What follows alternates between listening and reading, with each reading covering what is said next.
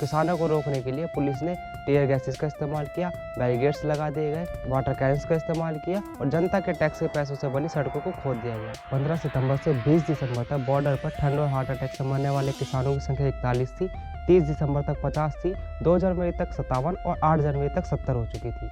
इससे साफ पता चलता है कि आम इंसान जिए या मरे, सरकार को इससे कोई फर्क नहीं पड़ता। यानी कि आज का किसान माओवादी है, वामपंथी है, अलगाववादी है, राष्ट्र विरोधी है, टुकड़े टुकड़े गैंग है, सब कुछ है, बस एक किसान नहीं है।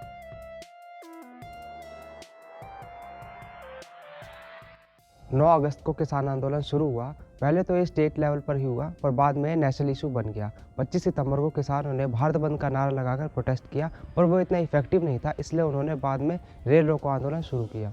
इस प्रोटेस्ट में पंजाब में आने जाने वाली सारी ट्रेन को बंद कर दिया गया, पर इससे प्रोटेस्ट करने वाले किसानों को भी प्रॉब्लम्स होने लगी, क्योंकि ज़रूरत की चीज़ें जैसे फर्टिलाइजर्स, कोल पंजाब तक नहीं पहुंच पा रहा था, इसलिए उन्हें ये आंदोलन भी बंद करना पड़ा। जब स्टेट गवर्नमेंट से कोई सपोर्ट नहीं मिला तो किसानों ने सेंट्रल गवर्नमेंट के ऊपर प्रेशर बनाने के बारे में सोचा और वो दिल्ली चल दिए। पर जब बॉर्डर पर पहुंचे तो किसानों को रोकने के लिए पुलिस ने टीयर गैसेस का इस्तेमाल किया, बैरिकेड्स लगा दिए गए, वाटर कैनन्स का इस्तेमाल किया और जनता के टैक्स के पैसों से बनी सड़कों को खोद दिया गया। पर हमारे किसान भाइयों ने भी हार नहीं मानी, उन्होंने अपने हाथों से सड़कों को भर दिया, बैरिकेड्स को साइड कर दिया गया और गाड़ियों के ऊपर चढ़कर वाटर कैनन्स को बंद कर दिया गया। हालांकि जिसने ऐसा किया उस पर अटेम्प्ट टू मर्डर का चार्ज लगा। इन सब के बावजूद किसानों को दिल्ली में घुसने नहीं दिया गया, तो किसानों ने बॉर्डर पर रुककर ही प्रोटेस्ट किया। 28 नवंबर से 3 दिसंबर तक लगभग 3 लाख किसान बॉर्डर पर इकट्ठे हो चुके थे। 3 दिसंबर 2020 को सेंटर ने किसानों को 5 मेंबर्स की एक कमेटी का ऑफर दिया, जिसमें एक पार्टी मिनिस्टर्स की होती, एक पार्टी एग्रीकल्चर एक्सपर्ट्स की होती और एक पार्टी फार्मर्स की होती, जिसमें 5 यूनियन लीडर्स आते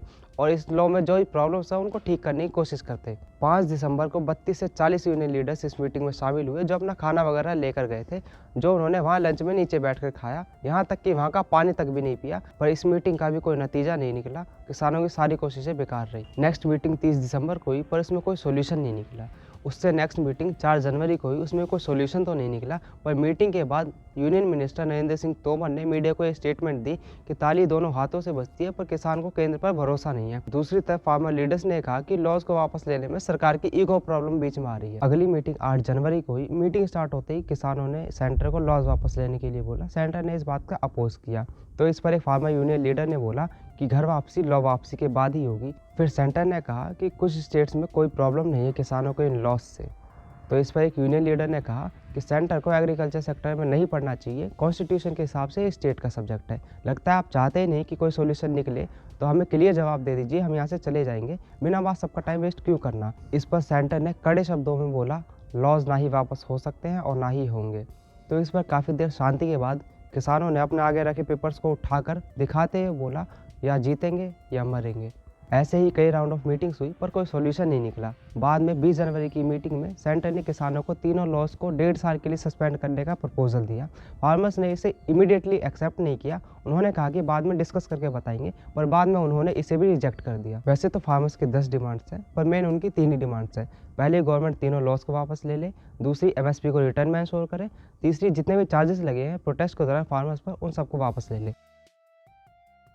15 सितंबर से 20 दिसंबर तक बॉर्डर पर ठंड और हार्ट अटैक से मरने वाले किसानों की संख्या 41 थी, 30 दिसंबर तक 50 थी, 2 जनवरी तक 57 और 8 जनवरी तक 70 हो चुकी थी। बाबा राम सिंह, जो कि सिख प्रीस्ट है, उन्होंने दिल्ली के सिंघू बॉर्डर पर प्रोटेस्ट करते हुए खुद को गोली मारकर सुसाइड कर ली और सुसाइड नोट में लिखा कि उनसे किसानों का दुख देखा नहीं जा रहा था। 22 साल के जोगिंदर सिंह ने 18 दिसंबर को बॉर्डर से घर जाकर जहर खाकर आत्महत्या कर ली और सुसाइड नोट में लिखा कि वो फार्मर्स को सपोर्ट करने के लिए अपनी लाइफ सेक्रीफाइस कर रहे हैं और ये उम्मीद करते हैं कि PM किसानों की आवाज़ सुनेंगे। 2 जनवरी को 75 साल की कश्मीर सिंह ने बॉर्डर पर प्रोटेस्ट करते वक्त टॉयलेट में जाकर फांसी लगा ली और अपने सुसाइड नोट में लिखा कि सरकार हमारी बात नहीं सुन रही है, हम कब तक यहाँ ठंड में बैठे रहेंगे, इसलिए वो अपनी लाइफ सेक्रीफाइस कर रही है ताकि कोई सोल्यूशन निकल सके। और एक हमारी सरकार है जिसने अब तक लॉज वापस नहीं लिए हैं। इससे साफ पता चलता है कि आम इंसान जिए या मरे, सरकार को इससे कोई फर्क नहीं पड़ता। जब से लॉ आए हैं तब से अब तक डोमेस्टिक लेवल पर कई डेवलपमेंट हुए हैं।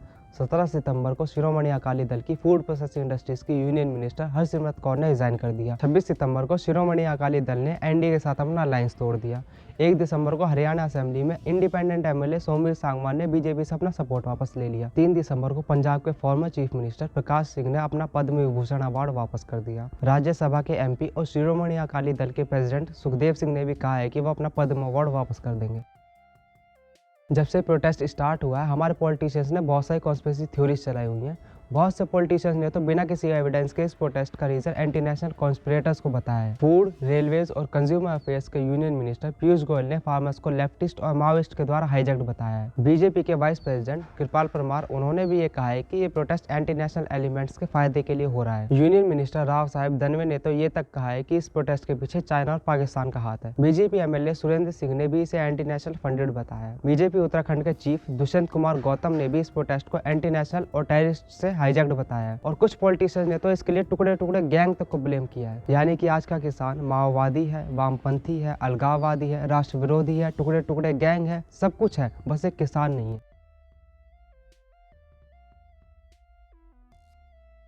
हमारे पॉलिटिशियंस ने फेक न्यूज़ फैलाने में भी कोई कसर नहीं छोड़ी है। और इतना ही नहीं, इन फेक न्यूज़ के बिहाफ पर किसानों पर सेडिशन, सेपरेटिज्म और एंटी नेशनल होने के दावे भी ठोक दिए हैं।